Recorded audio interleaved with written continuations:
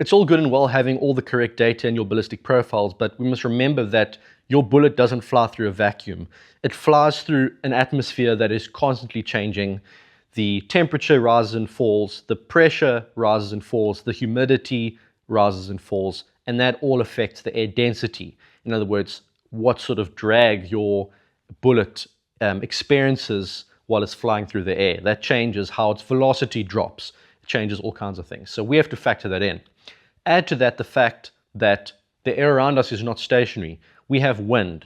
It's like trying to swim across a river when there's a strong current. You can aim for a certain point on the bank on the other side, but chances are you're going to get pushed off course and end up somewhere else when you arrive on the other side of that river. So these are all things that we have to correct for in the app, and thankfully we've made it pretty easy.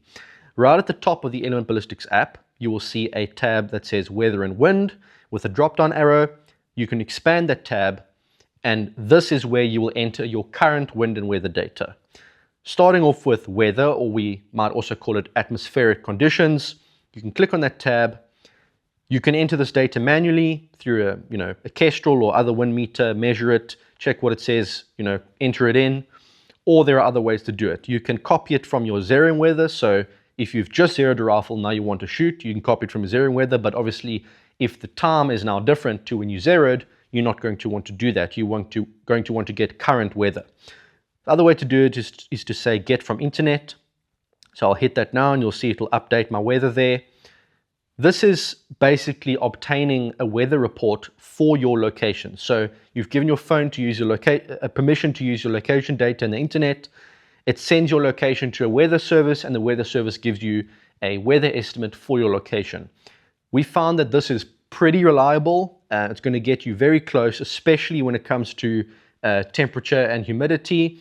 But if you really want to take it a step further, you can go to the button that says Read Barometer at the bottom and click that.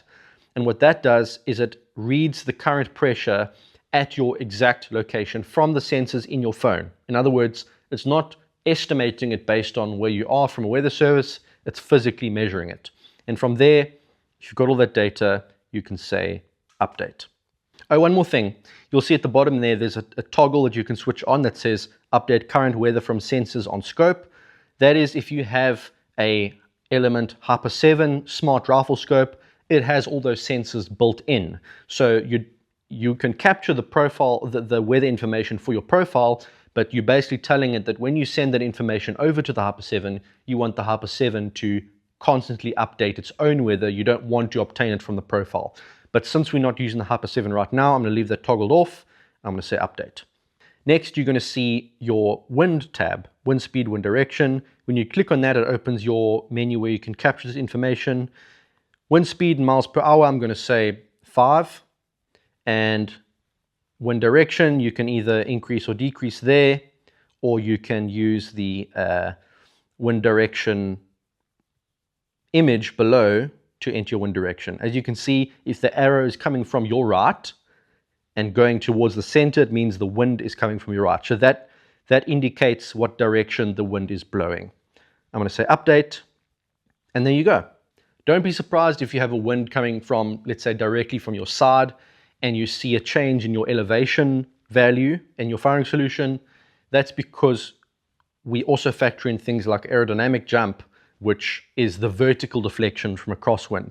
So those are subtle changes to your firing solution, but everything gets factored in. And that's why it's important to get your wind right.